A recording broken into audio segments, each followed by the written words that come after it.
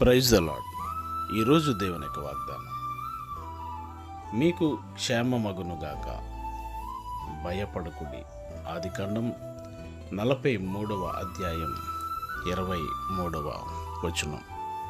ప్రతికూలమైన పరిస్థితులు, ప్రతికూలమైనటువంటి సందర్భాలు అది ఏ రీతిగా మన ఎదుట ఉంచబడినప్పటికీ కూడా దేవుడు మనకి క్షేమాన్ని కలిగించేవాడై ఉన్నాడు కనుక భయపడకుడి అని దేవుని లేఖనం సెలవిస్తూ ఉంది.